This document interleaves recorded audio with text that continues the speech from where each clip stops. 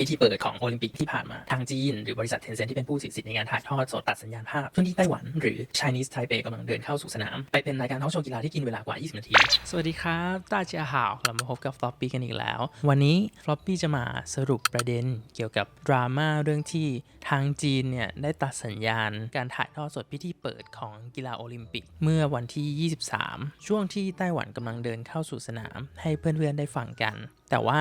วันนี้ Floppy อาจจะต้องขอใช้วิธีการอ่านเพราะว่าข้อมูลมันค่อนข้างเยอะกลัวว่าถ้าพูดเฉยๆเนี่ยตัวเองจะจับประเด็นได้ไม่ครบก็เดี๋ยวจะขอสลับกล้องไปทางนี้เพื่อที่จะได้อ่านข้อความได้ง่ายขึ้นแล้วก็สำหรับใครที่เข้ามาดูแล้วก็อย่าลืมกด subscribe like แชร์ให้กับ Floppy ด้วยนะครับจะได้เป็นกำลังใจในการทำคลิปต่อๆไปโอเคเรามาเริ่มที่ประเด็นดราม่าสำหรับวันนี้กันเลยดีกว่าเรื่องมันมีอยู่ว่าช่วงที่มีการถ่ายทอดสดพิธีเปิดของโอลิมปิกเมื่อวันที่23ที่ผ่านมาทางจีนหรือบริษัท Tencent ที่เป็นผู้ถือสิทธิ์ในการถ่ายทอดสดกีฬาโอลิมปิกเนี่ยก็ได้มีการตัดสัญญาณภาพช่วงที่ไต้หวันหรือ Chinese Taipei กำลังเดินเข้าสู่สนามไปเป็นรายการทอล์กโชว์กีฬาที่กินเวลากว่า20นาทีโดยที่ไม่มีการตัดสัญญาณภาพกลับมาเลยซึ่งที่ไต้หวันได้เดินก่อนเป็นเพราะว่าเขาเรียงลำดับในการเดินเข้าสู่สนามด้วยลำดับตัวอักษรแบบญี่ปุ่นดังนั้นแล้วทำให้ชื่อไต้หวันเนี่ยขึ้นก่อนซึ่งลำดับของทางไต้หวันก็คือ104ส่วนจีนอยู่ที่108จนในที่สุดทาง Tencent ได้ปล่อยสัญญาณกลับมาแต่ถ้าว่าไม่ทันช่วงที่ประเทศตัวเองกำลังเดินเข้าสู่สนามหลายคนก็ออกมาวิพากษ์วิจารณ์ว่ามันเป็นเพราะว่าเรื่องของการเมืองหรือว่าเหตุบังเอิญกันแน่ทำให้เหตุการณ์ครั้งนี้ชาวเน็ตของจีนจำนวนมากเนี่ยไม่พอใจกับการกระทำของ Tencent เพราะว่าผู้ชมของทางจีนหลายๆคนเนี่ยก็ต่างรอคอยที่จะดูโมเมนต์การเดินเข้าสู่สนามแข่งขันของชาติตัวเองมาแบบมานานแล้วอะทำให้ชาวเน็ตจำนวนมากของทางจีนเข้าไปในเว็บโป๋แล้วก็ไปโพสต์เกี่ยวกับเหตุการณ์ที่ Tencent ตัดสัญญาณการถ่ายทอดสดพิธีเปิดของโอลิมปิกเนี่ยเป็นจำนวนมากเรียกว่าเป็นการถล่มเว็บโป๋เลยก็ว่าได้ชาวเน็ตหลายๆคนก็เรียกร้องให้ Tencent ออกมาขอโทษแต่ตลอดวันนั้นทาง Tencent ก็ไม่ได้มีการเคลื่อนไหวอะไรจนเมื่อบ่ายวันที่24 Tencent ได้มีการเคลื่อนไหวออกมาประกาศอย่างเป็นทางการที่เว็บโป๋ของทาง Tencent เองว่าช่วงนั้นเป็นช่วงที่มีเว็บไซต์จำนวนมากถ่ายทอดสดงานพิธีเปิดงานกีฬาโอลิมปิกครั้งนี้ซึ่งในช่วงนั้นTencent ก็ได้ติดตามเหตุการณ์ช่วงนั้นอยู่ตลอดเวลาทาง Tencent เองก็บอกว่าเนี่ยมันเป็นการดู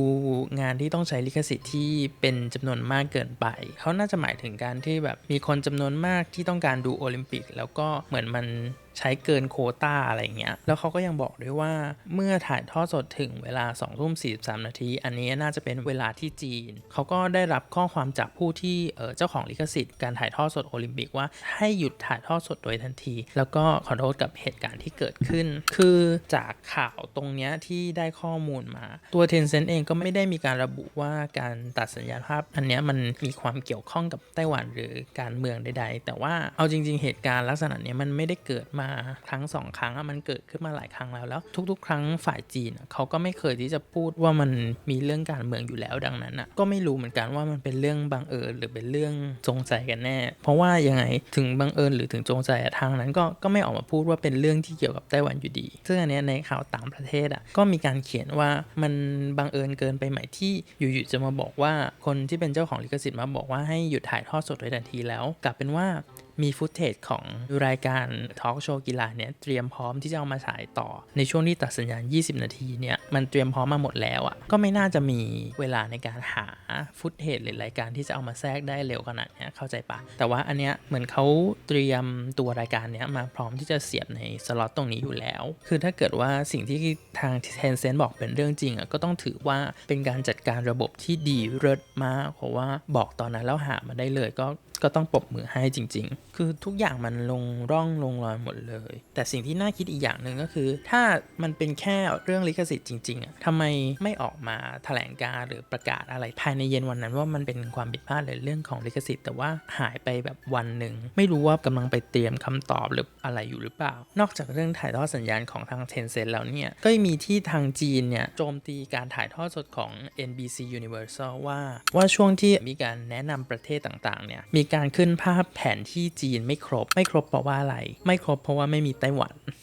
ทำให้ทางกงสุลจีนในนิวยอร์กเนี่ยออกมาแถลงการในเว็บโปของตัวเองว่าภาพแผนที่ที่นำเสนอในสื่อของ NBC Universal เนี่ยเป็นการทำร้ายศักดิ์ศรีแล้วก็ความรู้สึกของคนจีนมากก็คือที่สุดแห่งความเปราะบางนอกเหนือจากนั้นใน Twitter ในอินเทอร์เน็ตเนี่ยก็มีชาวเน็ตท่านอื่นๆออกมาพูดถึงเกี่ยวกับประเด็นของธงกับสัญลักษณ์บนเสื้อนักกีฬาไต้หวันว่าไม่ใช่ธงชาติไต้หวันนี่นาเอาจริงๆใครมันจะไม่อยากใช้ธงชาติตัวเองเพื่อเข้าร่วมการแข่งขันระดับนานาชาติแบบแล้วโอลิมปิกกีฬาที่ใหญ่มากถ้าเกิดไม่มีเรื่องอะไรเกิดขึ้นกับตัวเองนึกออกปะเพราะว่ามันมีข่าวก่อนหน้านี้ที่ได้ยินมาเหมือนกันก็คือถ้าไต้หวันไม่เปลี่ยนชื่อเป็น Chinese Taipei ก็จะไม่ได้สิทธิ์ในการเข้าร่วมการแข่งขันโอลิมปิกในครั้งนี้เราได้เข้าไปดูในวิกิพีเดียมาก็ถึงได้รู้เหมือนกันว่าไต้หวันไม่เคยใช้ชื่อว่าไต้หวันในการแข่งขันกีฬาโอลิมปิกเลยการแข่งขันครั้งแรกของไต้หวันเนี่ยเกิดขึ้นเมื่อปี 1932 ซึ่งตอนนั้นยังอยู่ที่เดียวกันกับจีนก็คือเป็นจีนแรกแล้วตอนนั้นก็ยังแข่งขันในนามประเทศจีนอยู่แล้วในปี 1951 ถึงได้มีการย้ายคณะกรรมการโอลิมปิกแห่งชาติจากนานกิงมาที่ไทเปหลังจากนั้น1ปี1952ไต้หวันก็มีการถอนตัวจากการแข่งขันเพราะว่านักกีฬาของไต้หวันถูกนับรวมว่าเป็นตัวแทนจากจีนแล้วไต้หวันก็มีการแบบเข้าออกการแข่งขันอยู่เรื่อยๆจนปัจจุบันทางไต้หวันเองก็ยังไม่เคยใช้ชื่อว่าไต้หวันในการแข่งขันโอลิมปิกสักทีหนึ่งนะครับเพื่อนๆมีความคิดเห็นยังไงกับข่าวนี้ที่ว่าทาง Tencent ออกมาบอกว่าการตัดสัญญาณเนี่ยเป็นเพราะเรื่องลิขสิทธิ์เนี่ยมันจริงไหมหรือว่าอะไรไงลองคอมเมนต์มาได้มาแชร์กันได้สำหรับคนที่ชื่นชอบคลิปนี้ Floppy ก็ฝากกด subscribe like แชร์ให้กับ Floppy ด้วยจะได้มีกำลังใจในการทำคอนเทนต์ต่อไปนะวันนี้ Floppy รู้สึกเหนื่อยมากเพราะว่าต้องไปอ่านข่าวแล้วก็สรุปออกมาข่าวมันเยอะมากบางคนอาจจะไม่รู้สึกมันเยอะเท่าไหร่หรอกแต่ว่าสำหรับเราเท่านี้